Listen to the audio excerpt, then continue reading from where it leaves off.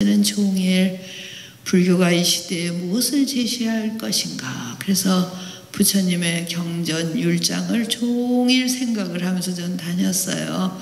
그리고 역시 불교의 그 주제어는 삶이고 생명이다. 이건 변함이 없습니다. 그래서 이제 율장이라는 게 있어요. 경율론 3장이라고 그러거든요. 율은 율장이, 경은 부처님 말씀하신 걸 경, 팔만대장경이 있고요. 율은 부처님이 생활 규칙을 정해 주신 거예요. 이런 건 하지만 특히 이제 초기 불교에 가면은 많은 제자들이 출가를 했어요. 왕족서부터 출가를 하니까 얼마나 왕족은, 비군이 처음 시작 마하파사파제 부인도 왕비시잖아요. 그러니까 얼마나 호의호식하고 참 비단을 다 감고 이런 그 석종녀 500명이 처음 출가를 했거든요. 그래서 그렇게 막 그 잘 살던 분들이 초창기엔 다 출가했어요. 부처님의 출가 우리 수행자 어디에 의지해 살 것인가. 그게 이제 율장에 처음 나와요. 네 가지를 의지해서 살아라. 이게 사의법이라고 그럽니다. 그래서 어제 같은 지구의 날은 다시 한번 불교의 이런 삶의 방식을 이 시대에 제시해 드려야 되겠다. 그걸 뭐 100% 따라 하실 수는 없지만 부처님의 가르침이 거기서부터 시작이 됐구나.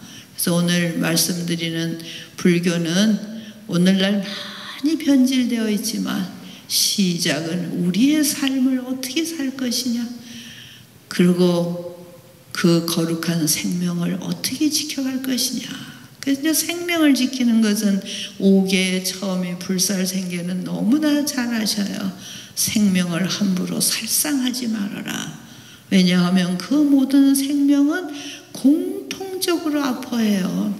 잘못 건드리면 다 아파합니다. 우리도 아프고 상대방도 아프고. 그래서 생명은 연약하고 아픈 것이니까 아프게 하지 말아라. 그게 공통이에요. 뭐 왕도 아프고 뭐 권력 있다고 안 아플 수도 없고 다 아파요. 그래서 생명은 존중. 그래서 생명 존중은 뭐 누구든지 아시는데, 우리의 삶을 어떻게 살 것이냐 해서 사의법을 제시하셨어요. 이건 이제 우리 제가불자님들은 따라하려고 노력하시면 되고, 우리 스님들은 부처님이 그렇게 살라 했는데 그렇게 잘 지키지 못하는 걸 깊이 반성을 해야 돼. 그래서 그 사의법 중에 분소이가 있어요. 분자는 우리 분요하면은 배설물 분자예요. 소는 청소할 때 소자. 이렇게 한문하지면 그래서 그렇게 설명해 드린 분소의, 의는 옷 의자예요. 그래서 굉장히 우리 지금 좋은 옷을 입고 계시고 또 옷도 한두 벌도 아니에요. 저도 막 최소한으로 옷을 가지려고 하는데 아주 스님들도 옷이 많아요. 계절에 따라 너무 안 맞는 거죠.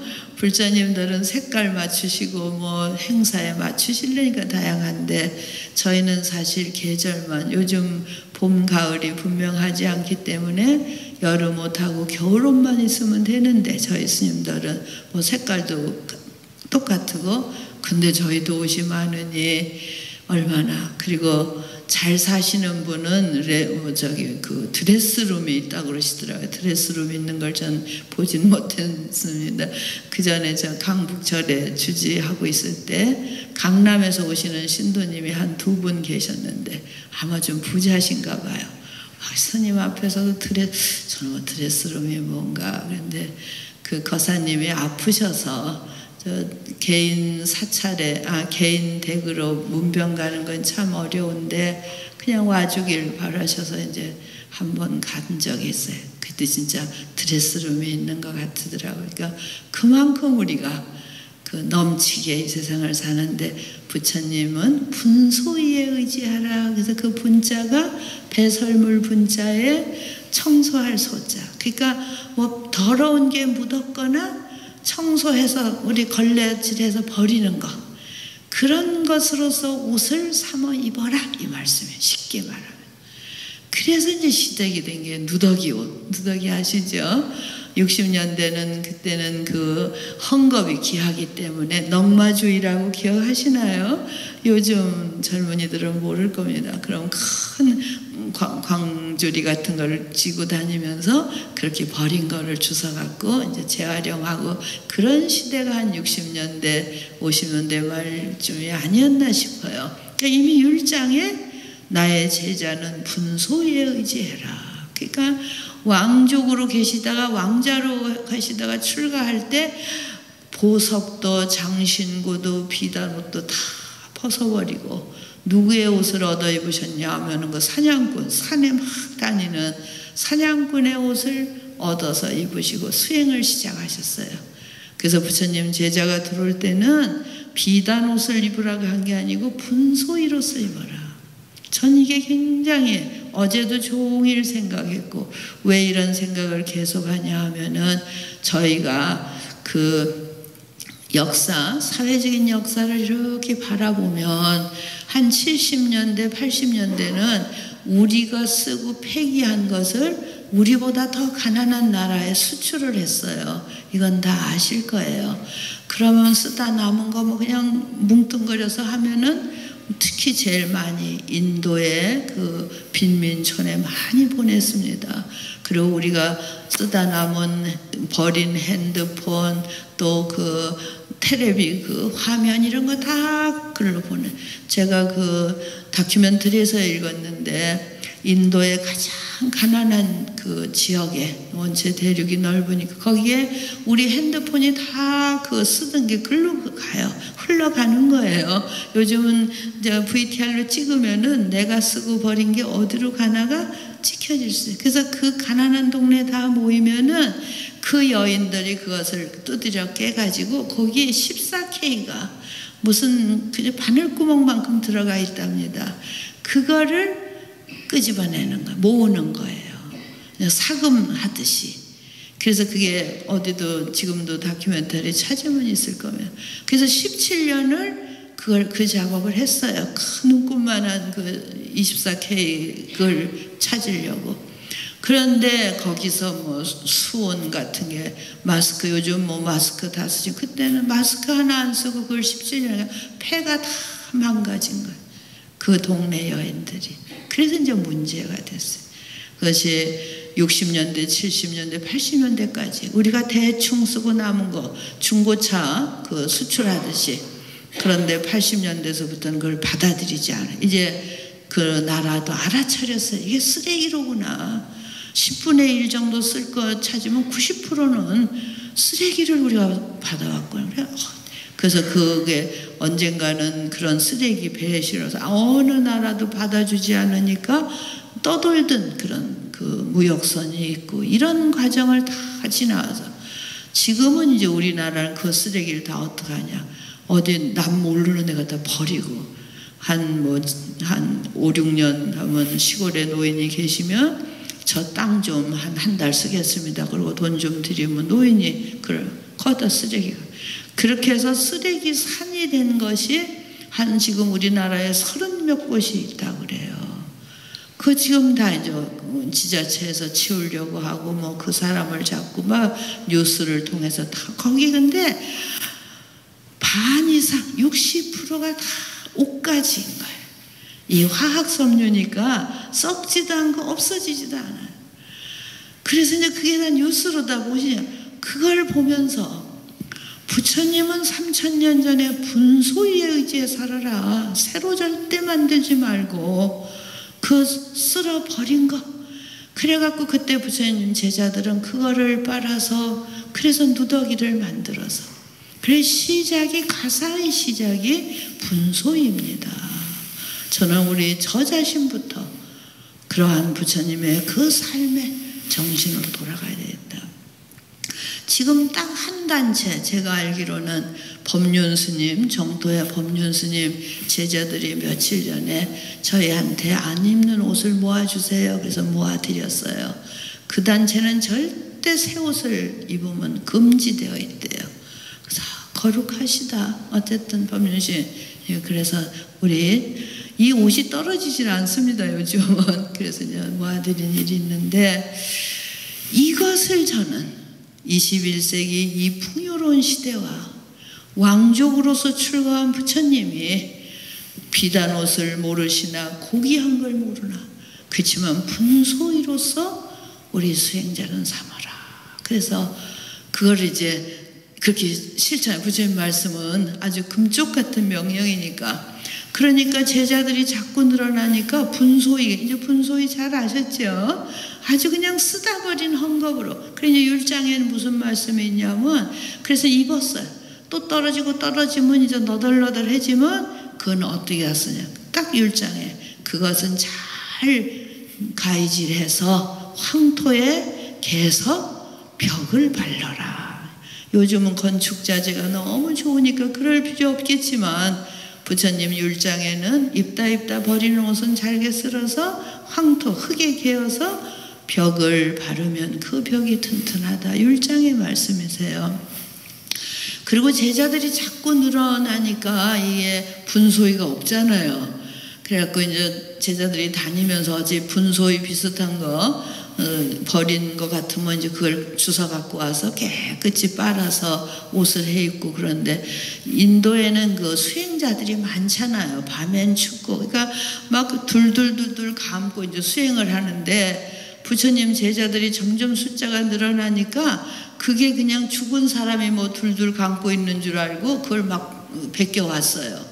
그랬더니 수행하던 사람이 막 화가 나가지고 부처님 기원정사까지 쫓아와서 내 누더기 내놓으라고. 그래갖고 막 발칵 뒤집어지니까 부처님이 기가 차시잖아요. 그래서 또 율장을 보면 그 죽은 사람을 많이 싸다 버렸대요. 그러니까 그러고 정진하고 있으니까 죽은 사람인 줄 알고 갖고 왔는데 그 사람이 들고 진짜 너무 재밌어요. 율장을. 그러니까 부처님이 그래도 사람이 살아있는지 좀 두드려나 보고 갖고 와야지 그냥 갖고 오면 되느냐. 이제 그 다음에는 제자들이 좀 이상한 사람에서 두드려 보는 거예요. 살았냐고. 그거 베껴오려고. 그래도 또 싸움이 벌어지는 거예요. 그러니까 부처님이 참 부처님 제자도 여러 제자가 있었어요. 그걸람 정진하는데 두드려보면 어떡하냐. 조용히 살펴보고 와야지. 이제 그만큼 이 옷감이 없었어요. 부처님 제자. 그럴 때 그 아란존자는 항상 아주 점잖고 멋쟁이셔요. 거기도 왕족이시죠. 그래서 너무 스님들이 분소이 주워다가 너덜너덜하게 다니니까 어떻게 했어요? 그 몰골이. 그래서 아란존자가 재단을 하고 꿰매 그래서 아주 얌전케 잘 해입었어요. 잘 해입으니까 부처님이 칭찬을 해주셔요. 그 율장에 똑같은 분소이라도 아란존자 너는 너무 깔끔하게 잘 해입었다. 그러면서 이제 칭찬을 해주시는 그런 것이 있는데 결정적으로 그것이 이제 그 너무 적어서 전부 가사가 없으니까 그 기바동자라고 하는 유명한 의사가 있었어요.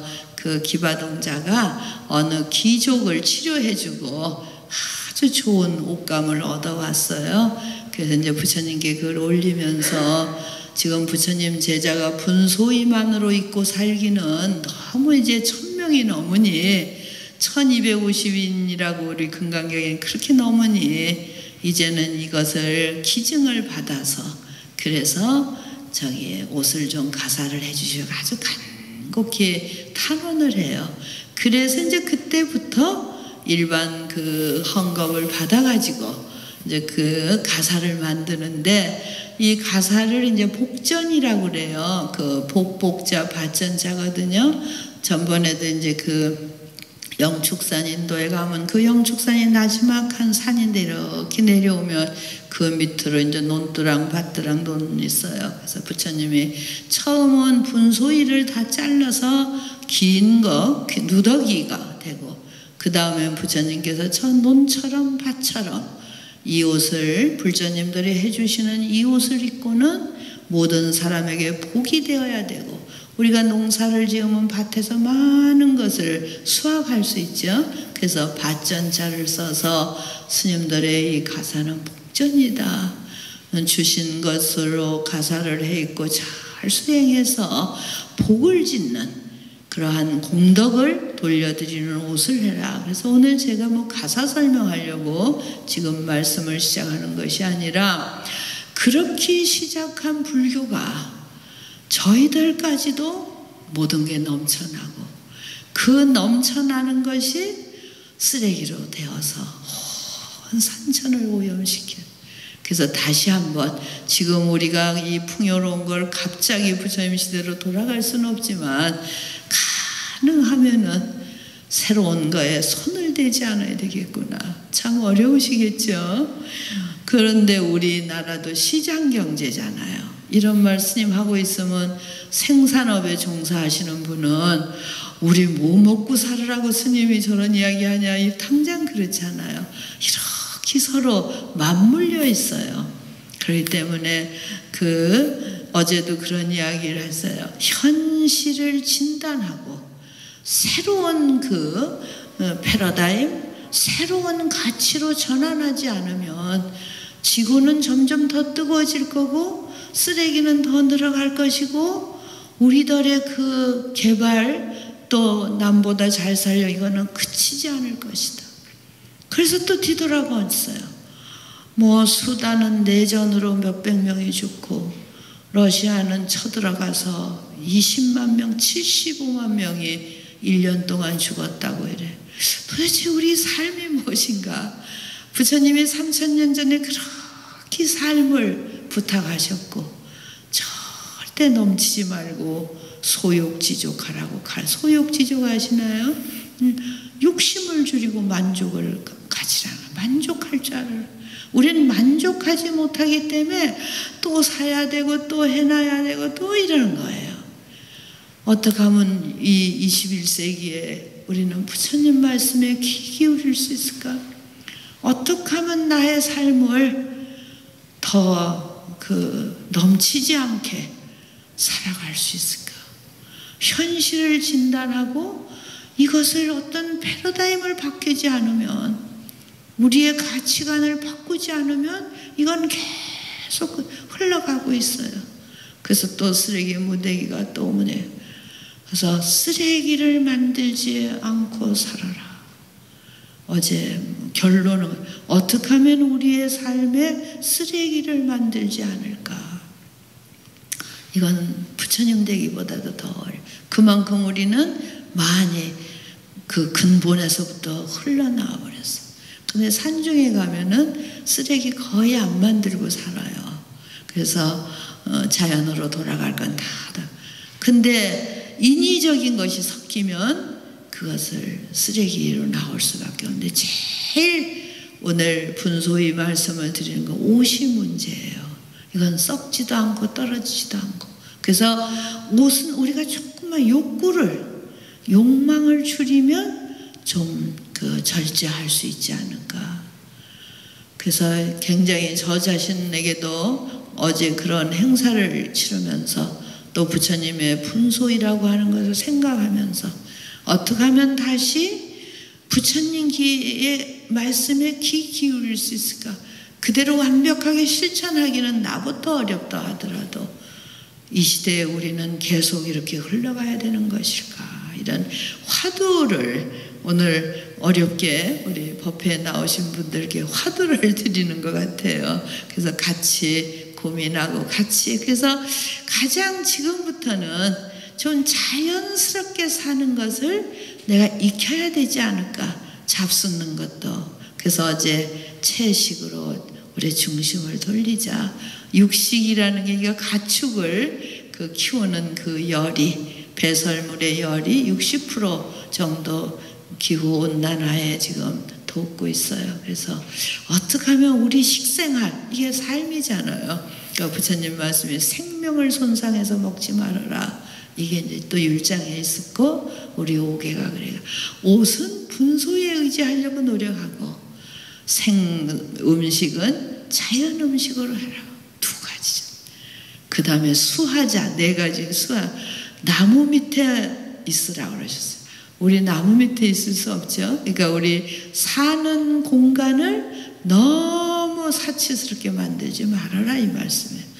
나무 밑에서 아주 조촐하게 이제 가끔 이렇게 불자님들 댁에 가보면 그런 집들이 있으시고 또 뭐 여러 가지시겠죠. 그래서 사는 그 공간은 정말 나무미처럼 자연에 가깝게 이제 그런 말씀이 있고, 네 번째는 뭐 기억하기도 어려우신데 진기약이라 그러면, 그러다 보면 우리가 이제 병들 때가 있어요. 누구든지 다 아프면은 허둥거리잖아요. 무슨 약을 먹어야 되지, 뭐 해야 되지, 왜 내가 아프지, 막 처음 큰 병을 말씀드리면 그렇게 막 허둥하시는데, 그냥 이 세상을 살면서 아플 수 있다, 나만 안 아프라는 법은 없으니까 그때 나는 어떻게 해야 될까, 이런 것을 미리 하듯처럼 우리는 지혜를 배우는, 불교라고 하는 거는 구원을 받아서 어느 날 갑자기 천당 가는 게 불교 아니에요. 이 삶 속에 정말 지혜를 배워서 그 지혜로운 삶을 우리가 실천해 가자. 그래서 아플 때는, 몸이 아플 때는 부처님이 그 기바동자에게 너는 모든 사람의 육체적인 고통을 다스려라, 나는 모든 사람의 마음의 고통을 다스리겠다. 그래서 마음의 고통의 제1번이 탐욕이라고 부처님 그러셨어요. 막 남하고 비교해갖고 막 나는 왜 이래, 왜 저 집 아이는 잘 됐는데 나 이래가 뭐 그게 탐욕이거든요. 그럼 막 화병 생기고 막 그러시기 시작해요. 그래서 그런 것을 평소에 지혜로서 잘 다스리는데, 제일 근본이 내 몸이 아플 때, 내 가족이 아플 때, 아픈 게 제일, 다른 거는 우리가 그냥 대충 하면 되는데 아플 때는 정성을 다해야 돼요, 누구든지. 그래서 저도 뭐 그 절집에 어른이 되다 보니까 노스님도 계시고 젊은이도 계시고, 그래서 비상금이 한 10명이 같이 살면은 10명 중에 누가 아플 때는 비상금을 쓰고, 뭐 저를 고치기 위해서 비상금을 두는 게 아니라 가족을 떠나온 스님들이 갑자기 아플 때는 우리 비구니 승가가 비상금을 태워서 그 아픈 것을 고쳐드려야 된다는 게 제 기본이에요. 그래서 젊은 스님들하고 하다 아프면 나한테 와, 이렇게. 그건 빈말같이 하지만 빈말 아니에요. 정말 오는 사람 아직 못 봤지만 오면 책임지고 고쳐드려야 돼. 그래서 저는 저쪽 저리고 비상금을 놔둔 게 같이 있던 동료가 아플까봐 그러거든요. 그러니까 우리 가족들도 막 싸우시다가도 아프면 싸우시면 안 돼요. 그리고 정성을 다해 주셔야 돼요. 그게 무슨 이 육신이라고 하는 것이 어느 날 무너지기 시작하잖아요. 노쇠 현상이 내 육신이 무너지는 거예요. 다 눈도 침침해지고 그럴 때는 내 가족이 아프거나 노쇠 현상을 갖다 하면 싸우던 거 다 접고 큰 진리로서 받아들여요. 그리고 서로 잘 해주려고 그러시면 서로가 행복해지거든요. 그래서 부처님은 내 몸이 병이 들을 땐 진기약을 뭐냐면 그냥 막 고귀한 약, 불로초 이런 거 뭐 산삼 그런 거 찾지 말아라. 내 근처에 아주 손쉽게 찾을 수 있는. 그래서 인도에서는 그 소 배설물 이런 것이 그때는 약이었대요. 흔하죠. 그런 거 아주 쉽게 찾을 수 있는 걸로서 수행자는 약을 삼아라 그러셨어요. 그러니까 몸에 병이 들었을 때는 아주 절체절명의 시기예요. 그때조차도 탐욕스럽게 허우적거리지 말아라. 가까이에서 구할 수 있는. 그럼 우리 여기 계시는 분이 잘 내가 왜 병이 났을까 먼저 생각하고, 아 이렇게 나서야 되겠다. 좋은 의사 선생님도 찾아가 보고 이렇게 하고, 그래서 이 병 아픈 것을 반드시 나서야 되겠구나 하는 데서 시작해요. 왜 내가 아파 막 이러시면 이제 허우적거리시는 거예요. 그래서 부처님께서 입는 것은 분소위로, 사는 것은 나무 밑에서, 그리고 먹는 것은 걸식이에요. 그날 하루 딱 한때. 그래서 여기 우리 법룡사도 저녁을 안 드려요. 저희 저녁 안 먹어요. 배고프면 알아서 먹거든요. 이제 어제도 스님 손님들이 오셨는데 미안하더라고요. 저녁을 안 드리니까. 근데 거의 요즘 절에 저녁을 안 드신대요. 그래서 그 불교에는 우리 불자님이 주시는 거 한때, 하루에 한때 걸식해서. 그래서 저는 그런 걸 가르치면서 불교는 자기 삶 속에 생명을 담보하고, 오늘 하루 못 먹으면 죽잖아요. 일주일 못 먹으면 죽지는 않을까요? 하여튼 못 살잖아요. 그러니까 스님들의 걸식은 자기의 삶을 걸어놓고 수행하라는 것이다. 그래서 오늘은 오랜만에 너무 어려운 말씀만 드려서 제가 죄송한데요. 옷 입는 거, 새 거 좀 안 하려고 노력하자. 그래, 우리 세 번째 일요일인가 우리 1층에서 아나바다 하셔요. 아껴 쓰고 나누고 바꿔 쓰고. 그래서 서로 저기 좀 바꿔가면서, 그래, 옷은 정말 최소한으로 하자. 그리고 내가 아플 때조차도 허둥거리지 말고 지혜롭게 관찰해서 가장 적당한 약을 손쉬운 약으로서 나를 치료하자. 그리고 먹는 것은 넘치게 먹지 말자. 그리고 가능하면 다른 생명을 손상한 육식은 좋아하지 말자. 먹기 뭐 좋아서 잡수지 않으면 좋겠어요. 그리고 그 먹는 것, 그리고 거하는 것, 그리고 입는 것. 그러면 삶이잖아요. 그렇죠? 그리고 아플 때조차도. 그래서 삶과 죽음까지도 책임져. 그래서 이러한 부처님의 가르침을 다시 불자님들께, 이제는 불자님들 수준이 높으셔서 다 알아들으실 것 같아요. 옛날에 이런 말씀 못했어요. 아유, 지금 소원 성취하러 왔는데 스님 무슨 소리 하고 있어요. 그래서 이제는 우리 불자님들과 함께 삶을, 생명을, 그리고 지구나 이러한 쓰레기를, 그래서 일회용안 쓰고서 불교는 원래 삶이고 생명이었다는 것을 배우고 말씀해 주세요. 그렇게 하실 수 있으실까요? 저희 스님들도 그렇게 노력하겠습니다. 그래서 자부심을 가지세요. 내가 한 100% 중에 한 40%는 실천해야 그게 자부심이나. 어제도 채식을 줄이고, 나는 거의 평생을 채식, 그 당당하더라고. 근데 제일 어제 지키기 어려운 게 자가용을 타지 말고 걷거나 대중교통, 그냥 어디 가면 운전해갖고 가잖아요. 이거 정말 어렵다 그런 생각하거든요. 노력해야 되겠죠. 그런 것들을 어떻게 해서 그대로 오늘 불자님들께 전해드리면서, 불교는 삶 속에 있다. 우리의 삶을 바꾸지 않는 한 지구는 더 뜨거워질 거고 쓰레기는 더 모일 거고. 근데 중요한 건 나가 그거 한다고 뭐가 바뀌어지겠어? 이거는 그만. 나라도 한다. 이게 굉장히 중요해요. 나라도. 그래서 오늘부터 우리 불자는 부처님이 그렇게 간곡하게 4가지의 의지에서 살지 넘치지 말으라고 하셨구나. 불교는 그래.